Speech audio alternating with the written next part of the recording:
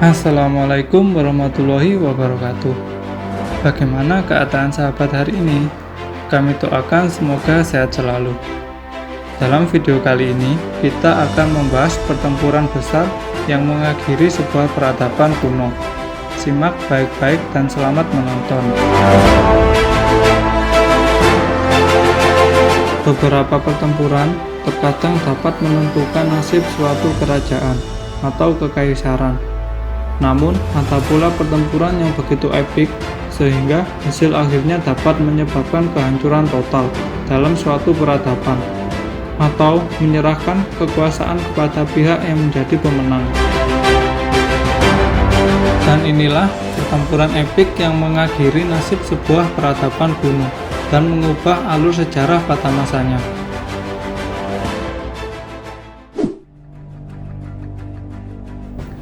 Pertempuran Muye terjadi pada tahun 1046 sebelum Masehi. Pertempuran Muye adalah pertempuran antara suku Zhou melawan dinasti Xiang untuk menguasai Tiongkok. Pasukan Zhou terdiri dari 50.000 tentara terlatih, sementara pasukan Xiang yang jauh lebih kuat memiliki lebih dari 530.000 tentara dengan tambahan 170.000 budak bersenjata. Namun, budak Xiang malah membelot ke Zhou dan berhasil menurunkan moral tentara Xiang yang tersisa. Akibatnya, banyak pula tentara Xiang yang membelot ke Zhou. Pertempuran berlangsung sengit dan pasukan Xiang dapat dikalahkan oleh pasukan Zhou yang lebih terlatih. Ketika pertempuran berakhir, dinasti Xiang dihancurkan dan dinasti Zhou didirikan.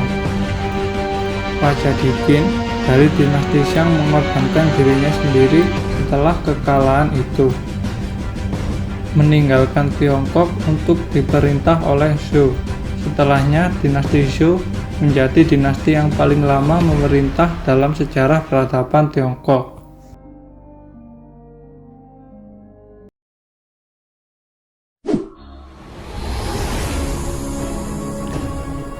Pertempuran Xiangping pada tahun 262 sampai 260 BC. Pertempuran Xiangping adalah salah satu pertempuran paling berdarah selama periode Perang Tiongkok. Pertempuran ini terjadi antara negara Qin dan Zhou. Tentara Qin unggul jumlah atas Zhou dengan kekuatan Qin yang berjumlah 550.000 orang melawan 450.000 orang Zhou. Hampir semua tentara Zhou terbunuh setelah pertempuran. Sekitar 50.000 Zhou terbunuh dalam pertempuran itu, dan sekitar 400.000 orang ditangkap dan dikubur hidup-hidup. Zhou tidak dapat pulih dari kekalahan itu, dan semakin memperkuat posisi Qin di antara negara-negara yang tersisa. Zhou yang sudah melemah tidak dapat membangun aliansi yang cukup besar untuk menantang Qin. Periode perang terus berlangsung selama 3 dekade, tetapi ekspansi terus-menerus dari Qin memastikan dominasi mereka di dataran Tiongkok. Akhirnya, pada tahun 221 Masehi, Qin berhasil menyatukan Tiongkok untuk pertama kalinya dalam sejarah.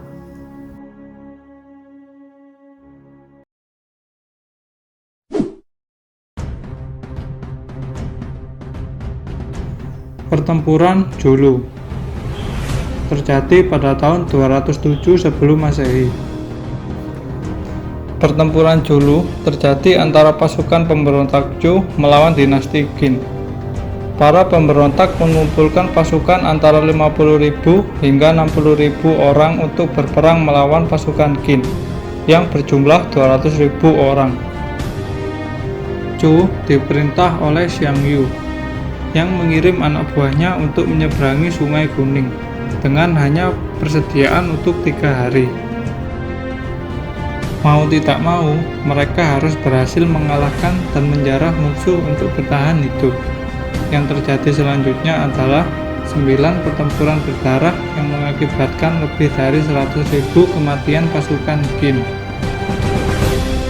Kekalahan tersebut memaksa komandan Qin, yaitu Jenderal Shi Jian, untuk melempar dirinya ke dalam api daripada menyerah. Chu menghancurkan sisa pasukan Qin, meninggalkan 200.000 orang sebagai tawanan perang. Tidak ingin berjudi dengan menguji kesetiaan mereka, Xian Yu membiarkan semua tentara Qin yang tertangkap untuk kabur hidup-hidup.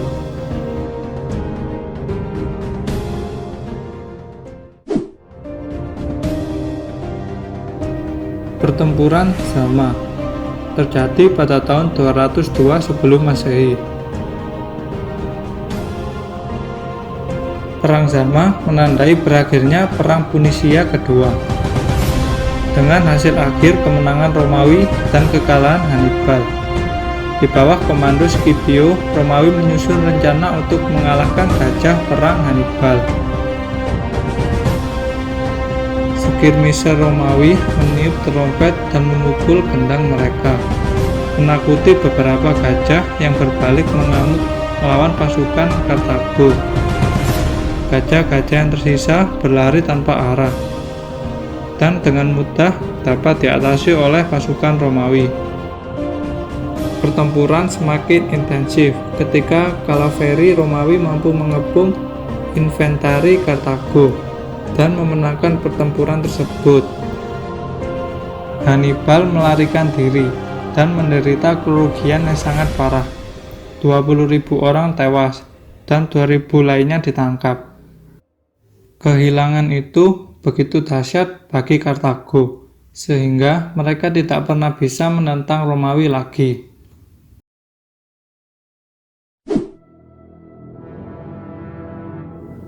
Pertempuran Mobai terjadi pada tahun 119 sebelum Masehi. Pertempuran Mobai atau Pertempuran Gurun Utara adalah kampanye militer yang dilakukan dengan susah payah oleh dinasti Han melawan Xiongnu, sebuah suku non-modern di Asia Tengah. Bagi Han, suku Xiongnu adalah suku barbar yang telah lama bertikai dan mengecam keamanan perbatasan utara mereka. Kekuatan Xiongnu telah meningkat setelah jatuhnya Qin dan perang sipil Tiongkok, tetapi Han meluncurkan serangan untuk menentang kekuatan mereka. Sebanyak 300.000 pria dan 140.000 kuda, pasukan Han menyerang pasukan Xiongnu yang terdiri dari 100.000 tentara dan 80.000 kuda. Kemenangan itu menentukan bagi Han, tetapi mereka kehilangan sebagian besar kuda dalam pertempuran tersebut yang berdampak pada perekonomian mereka. Namun, Xiongnu menderita kerugian yang jauh lebih besar, sampai tidak pernah bisa pulih dari kekalahan mereka. Dalam beberapa tahun setelahnya, Xiongnu tidak lebih dari sekelompok kecil klan yang hidup di Asia Tengah.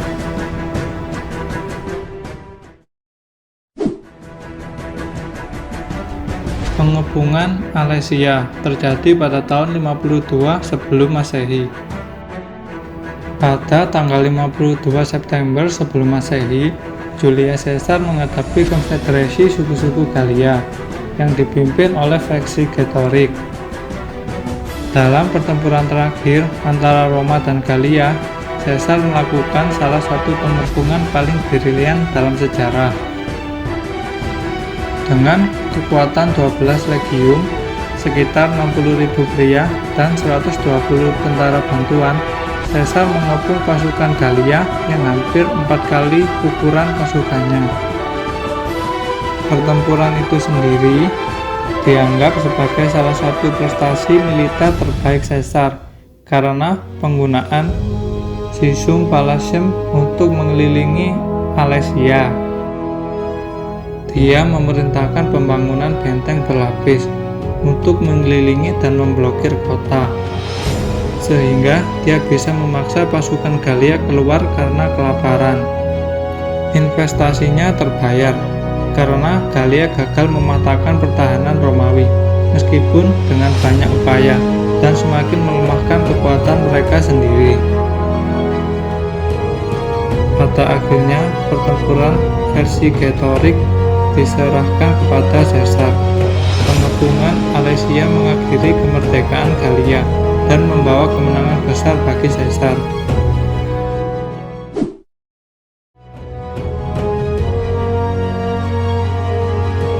Pertempuran Edessa terjadi pada 260 Masehi. Pertempuran Edessa adalah pertempuran antara pasukan Romawi dan Persia yang berjuang pada kekalahan Romawi.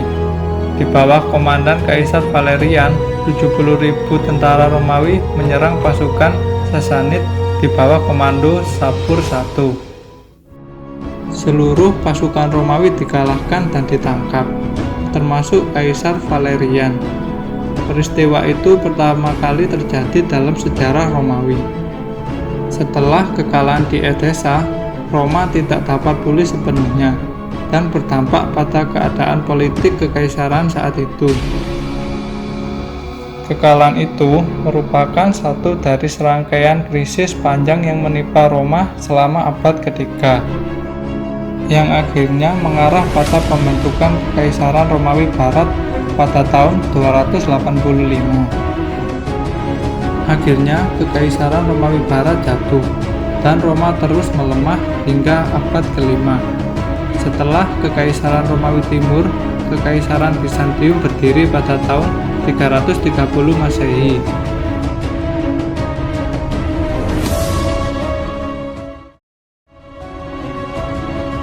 Dan itu tadi beberapa pertempuran yang mengakhiri nasib sebuah peradaban kuno. Terima kasih telah menonton video ini hingga selesai. Sampai jumpa di video-video selanjutnya. Wassalamualaikum warahmatullahi wabarakatuh.